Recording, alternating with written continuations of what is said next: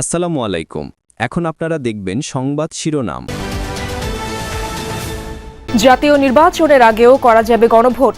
সংবিধান সংস্কারে সংসদের জন্য সময় 9 মাস। জুলাই সনদ বাস্তবায়নে ঐকমত্য কমিশনের সুপারিশ।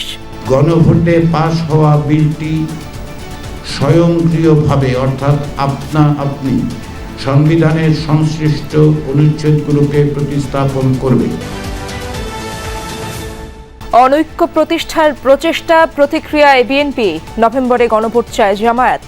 বাস্তবায়নের নিশ্চয়তা না থাকলে স্বাক্ষর কেবলই আনুষ্ঠানিকতা, মন্তব্য এনসিপির। আমার মনে হয় জাতীয় ঐকমত্য কমিশন নিষ্কৃতি পাওয়ার জন্যই কিছু সুপারিশ দিয়ে তারা কার্যক্রম সমাপ্ত করতে চেয়েছে।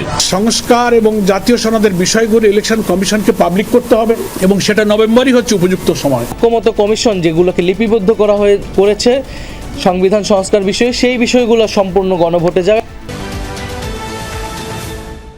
অহেতুক নির্বাচন প্রশ্নবিদ্ধ করতে পারে এমন বিদেশি পর্যবেক্ষক চায় না সরকার, জানালেন পররাষ্ট্র উপদেষ্টা। আওয়ামী আমলের ভোট নিয়ে ভারতকে প্রশ্ন না করায় সাংবাদিকদের ওপর অসন্তোষ। চট্টগ্রাম বন্দরের বর্ধিত মাশুল কমানোর আহ্বান বিজিএমইএর নেতারা বললেন, 20 জন শ্রমিক দিয়ে ট্রেড ইউনিয়ন গঠনের সিদ্ধান্ত অগ্রহণযোগ্য। মেগা স্ট্রাকচারের ভারী যন্ত্রাংশ পড়ে মৃত্যুর ঘটনায় জনজীবনে ভীতি আর অস্বস্তি। সঠিক রক্ষণাবেক্ষণের অভাবেই ঘটছে এমন দুর্ঘটনা, বলছেন বিশ্লেষকরা। আসসালামু আলাইকুম। এখন দেখবেন সংবাদ বিস্তারিত।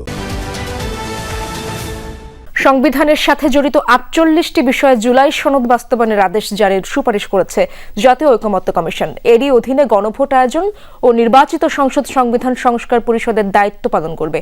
জাতীয় নির্বাচনের দিন বা তার আগে যে কোনো দিন গণভোটের সুপারিশ করেছে কমিশন। নির্বাচিত সংসদ 270 দিনের মধ্যে সনদ বাস্তবায়নে ব্যর্থ হলে স্বয়ংক্রিয়ভাবে সংবিধানে প্রতিস্থাপিত হবে জুলাই সনদ, জানিয়েছে ঐকমত্য কমিশন। অবশেষে জুলাই সনদ বাস্তবায়নের পদ্ধতি নিয়ে দীর্ঘদিনের তর্ক বিতর্কের সমাপ্তি হলো। 84টি প্রস্তাবের মধ্যে সংবিধান সম্পর্কিত 48টি বিষয় বাস্তবায়নে জুলাই সনদ বাস্তবায়ন আদেশ জারির সুপারিশ করেছে ঐকমত্য কমিশন। আদেশের অধীনে গণভোট এবং সংবিধান সংস্কার পরিষদ গঠিত হবে। প্রণীত জুলাই জাতীয় সনদ বাস্তবায়নে এই আদেশ অবিলম্বে গেজেট আকারে প্রকাশ করা হবে। দুটো বিকল্প সরকারের হাতে আছে।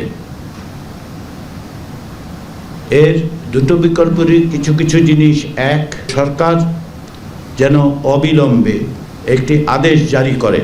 এই যে আদেশ এবং আদেশের তফসিলে অন্তর্ভুক্ত 48টি সংবিধান সংশ্লিষ্ট বিষয়ে সেগুলো বাস্তবায়নের ব্যাপারে জনগণের সম্মতি আছে কিনা। ধোঁয়াশা কাটে গণভোট আয়োজন নিয়েও সংসদ নির্বাচনের আগে বা ওই দিনই গণভোটের সুপারিশ করেছে কমিশন। ঐক্যের বদলে অনৈক্য প্রতিষ্ঠার সুপারিশ করেছে জাতীয় ঐকমত্য কমিশন। জাতীয় নির্বাচনের আগে গণভোট আয়োজনের সুযোগ নেই, নিজেদের এই অবস্থানের কথা সাফ জানিয়ে দিয়েছে বিএনপি। দলটির স্থায়ী কমিটির সদস্য সালাউদ্দিন আহমদ জানান, বাস্তবায়ন প্রক্রিয়ায় অনেক কিছুই নতুন করে চাপিয়ে দেওয়া হয়েছে। আমির খসরু মাহমুদ চৌধুরী বলেছেন, আর কোনো আলোচনায় বিএনপির অবস্থানের পরিবর্তন হবে না। অন্যদিকে নভেম্বরই গণভোটের পক্ষে জামায়াত। এনসিপি বলছে, জুলাই সনদ বাস্তবায়ন প্রক্রিয়া নিশ্চিত না হওয়া পর্যন্ত স্বাক্ষর কেবলই আনুষ্ঠানিকতা। জাতীয় ঐকমত্য প্রতিষ্ঠার বদলে জাতীয় অনৈক্য প্রতিষ্ঠার একটা প্রচেষ্টা গ্রহণ করেছেন। স্বাক্ষরিত সনদের বহির্ভূত পরামর্শ বা সুপারিশ বহির্ভূত অনেক আদেশের যে সংযুক্তি, সেটা সংযুক্ত করা হয়েছে। সেখানে এই নোট অফ ডিসেন্টের কোনো উল্লেখ নাই। সংবিধান সংস্কার পরিষদের নামে একটা আইডিয়া এখানে সংযুক্ত করা হয়েছে, যেটা আগে জাতীয় ঐকমত্য কমিশনে কখনো টেবিলে ছিল না, আলোচিত হয়নি, এই বিষয়ে কোনো ঐকমত্য হয়নি। আমরা রেফারেন্স দিয়েছি 17 দিন 21 দিনও প্রিভিয়াসলি আমাদের গণভোটের রেফারেন্স আছে, উদাহরণ আছে। ওনারা এ ব্যাপারে নিজেদের অক্ষমতার কথা, কোনো চ্যালেঞ্জের কথা করেননি, নেগেটিভ কথা বলেন। যদি দল একটি হচ্ছে নোট অফ ডিসেন্ট বলে কোনো বিষয় থাকবে না। যেসব বিষয়ে ঐক্যমত হয়েছে অথবা ঐক্যমত্য কমিশন যেগুলোকে লিপিবদ্ধ করেছে সংবিধান সংস্কার বিষয়ে, সেই বিষয়গুলো সম্পূর্ণ গণভোটে যাবে এবং জনগণ রায় দেবে সেই বিষয়গুলো পরিবর্তিত হবে কিনা আমাদের সংবিধানে। পর্যবেক্ষণের আড়ালে বিদেশি কেউ যেন উদ্দেশ্য প্রণোদিতভাবে নির্বাচনকে অহেতুক প্রশ্নবিদ্ধ করতে না পারে, সে বিষয়ে সতর্ক থাকবে সরকার। এই অবস্থানের কথা স্পষ্ট করে পররাষ্ট্র উপদেষ্টা বলছেন, ফেব্রুয়ারিতে ভোট নিয়ে বিদেশিদের প্রশ্ন না থাকলেও নির্বাচন না হওয়া পর্যন্ত তাদের উদ্বেগ থাকবে। জানান, ঢাকা বেইজিং সম্পর্ক নিয়ে যুক্তরাষ্ট্র সহ অন্য কারো উদ্বেগের কিছু নেই। সব পরাশক্তির সাথে ভারসাম্যপূর্ণ সম্পর্ক রাখবে বাংলাদেশ। আর সুযোগ পেয়েও আওয়ামী আমলের নির্বাচনে ভারতের ভূমিকা নিয়ে প্রশ্ন না করায় নিজের অসন্তোষ জানান তৌহিদ হোসেন। বাংলাদেশে যুক্তরাষ্ট্রের নতুন রাষ্ট্রদূত মনোনীত হয়েছেন ব্রেন্ট ক্রিস্টেনসেন। সম্প্রতি সিনেট শুনানিতে চীনের সাথে বাংলাদেশের সম্পর্ক ঝুঁকি বাড়াচ্ছে বলে মন্তব্য করেন তিনি। এ নিয়ে পররাষ্ট্র মন্ত্রণালয়ের অবস্থান জানতে চান সাংবাদিকরা। আমার তো মনে হয় না, যেহেতু আমরা ব্যালেন্স মেনটেন করে চলি, কারোই উদ্বিগ্ন হওয়ার কিছু নেই। আমাদের গভীর সম্পর্ক আছে মার্কিন যুক্তরাষ্ট্রের সাথে এবং অর্থনৈতিক প্রচুর সম্পর্ক আছে চীনের সাথে। প্রত্যেক বৃহৎ দেশের সাথে আমাদের স্বার্থ আছে, সেই স্বার্থ আমাদেরকে সমন্বয় রাখতে হবে। ফেব্রুয়ারিতে নির্বাচন নিয়ে বিদেশিদের শঙ্কা নেই দাবি করে আগ্রহী রাষ্ট্র ও সংস্থা চাইলে পর্যবেক্ষক হিসেবে আসতে পারবে বলে জানান উপদেষ্টা। নির্বাচন কমিশন এটি দেখভাল করলেও এই অজুহাতে কেউ যেন অহেতুক বিতর্ক তৈরি করতে না পারে সেই ভাবনার কথাও বলেন তৌহিদ হোসেন। আমরা চাই না যে পর্যবেক্ষকের আড়ালে কেউ শুধু উদ্দেশ্য প্রণোদিতভাবে দুর্নাম করার জন্য আসুক, সেটা তো আমরা চাইবো না। তবে আমরা এ পর্যন্ত যা দেখছি, যারা আগ্রহ প্রকাশ করেছেন, ইইউ, তারপরে আপনার মার্কিন যুক্তরাষ্ট্র, আমরা তো মনে করি যে এটা একটা ভালো লক্ষণ। 20 থেকে 300 জন শ্রমিক দিয়ে ট্রেড ইউনিয়ন করলে পোশাক শিল্পে অস্থিরতা বাড়বে। সেক্ষেত্রে উদ্যোক্তাদের মতামতকে অগ্রাহ্য করা হয়েছে বলে মনে করে বিজিএমইএ। বলা হয়, সংশোধিত শ্রম আইনে শ্রমিকের সংজ্ঞাতেও ঘাপলা আছে।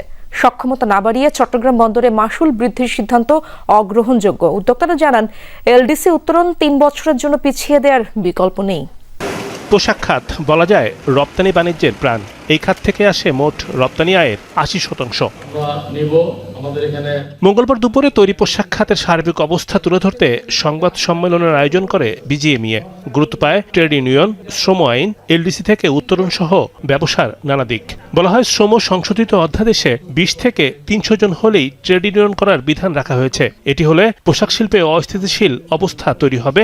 বিদেশিদের পরামর্শে এমন বিধান বলেও জানান সংগঠনের সভাপতি। শ্রমিকের অধিকার নিয়ে দীর্ঘদিন ধরে চর্চা করছেন, তারাই এটার ভিতরে থাকুক। আমরা চাই না জুট ব্যবসায়ীরা, একদম স্পেসিফিক বলছি, জুট ব্যবসায়ীরা ট্রেড ইউনিয়ন করার সুযোগ পাক। কোনো বাড়িওয়ালা যদি ইল মোটিভ থাকে, এই 20 জনকে কনভিন্স করে একটা ট্রেড ইউনিয়নের জন্য আবেদন করে ফেলবেন। 300 শ্রমিক যেখানে আছেন, সেখানে মাত্র 20 জনকে অধিকার দিলে এটা রাইট রিপ্রেজেন্টেশন হবে না। মেট্রো রেল, এলিভেটেড এক্সপ্রেসওয়ে কিংবা উড়াল পথ, রাজধানীতে একের পর এক নির্মাণ করা এসব সুপার স্ট্রাকচার নাগরিক জীবনে এনে দিয়েছে স্বস্তি। কিন্তু মেগা স্ট্রাকচারের 100 কেজি ওজনের ভারী যন্ত্রাংশ পড়ে আজাদের মতো মৃত্যু নাগরিক মনে জন্ম দিয়েছে ভীতি আর অস্বস্তি। তবে কি মাথার উপরে মৃত্যু নিয়ে ঘুরছি আমরা? বিশেষজ্ঞরা বলছেন, সঠিক রক্ষণাবেক্ষণের অভাবে ঘটছে এমন দুর্ঘটনা। একবিংশ শতাব্দীতে যে আধুনিক মানসম্মত আমাদের মেট্রো ব্যবস্থা পাওয়ার কথা ছিল, 2টা ঘটনায় আত্মবিশ্বাসটা কিন্তু নড়ে গেছে। মানুষের ভিতরে পারসেপশন হয়েছে তলা দিয়ে যে যাবে তার ভিতরে একটা ফিয়ার ফ্যাক্টর তৈরি হবে। তৃতীয় ঘটনা যদি ঘটে,